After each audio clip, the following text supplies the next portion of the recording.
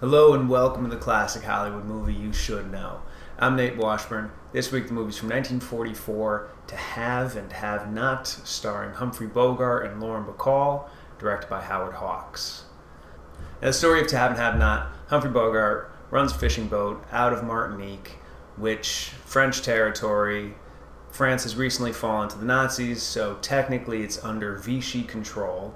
The Free French forces were the resistance. So Harry Morgan, played by Humphrey Bogart, loses all of his money and he gets roped into helping the Free French, all while getting romantically involved with Lauren Bacall. Now, the reason to watch this movie is mainly for the chemistry and the interplay between Humphrey Bogart and Lauren Bacall. This was Lauren Bacall's first film. Howard Hawks and his wife, they saw her. She was a model. They saw her on the cover of a magazine. They decided to give her a screen test. She passed. They cast her in this movie opposite Humphrey Bogart. She's wonderful, and the chemistry between her and Bogart is electric. And Lauren Bacall and Humphrey Bogart started a romance. They ended up getting married. Bogie and Bacall, they were this huge Hollywood couple. This is the beginning of that. To Have and Have Not is their first movie together. They eventually made 4 movies together, but this one, it really is, it's their best.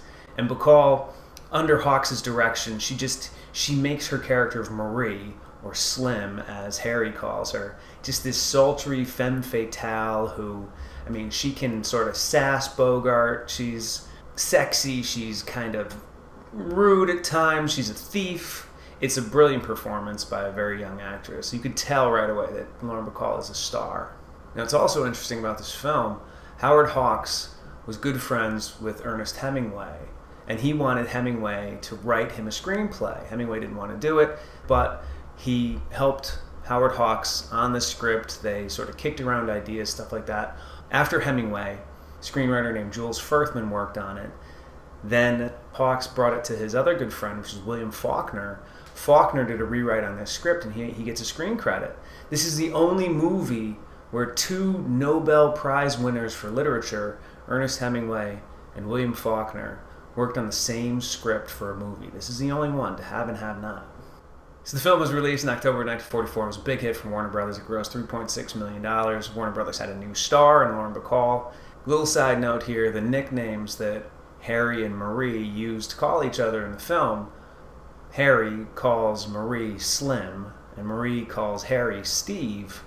Those are actually the nicknames that Howard Hawks and his wife used for each other. I do have to say, Walter Brennan, one of the greats for supporting actors, he plays Eddie in this film. In his career, he won 3 Best Supporting Actor Oscars. I just find him kind of annoying in this one. I do. I think the character of Eddie is just a bit obnoxious with his whole, "You ever been stung by a dead bee?" that he keeps pulling. It's slightly infuriating. There's not much redeeming quality of Eddie, and I kind of always want Harry to just sort of, leave him. Also, the character of Cricket is played by Hoagie Carmichael, who was a big songwriter. He's one of the big ones in the Great American Songbook, writing such songs as Stardust, as Georgia on My Mind, as Rockin' Chair, one of the greats. So if you're a fan of Humphrey Bogart, if you like Lauren Bacall, you will love To Have and Have Not. It's a great film, highly recommended, and this week's classic Hollywood movie you should know. I'm Nate Washburn. Keep watching.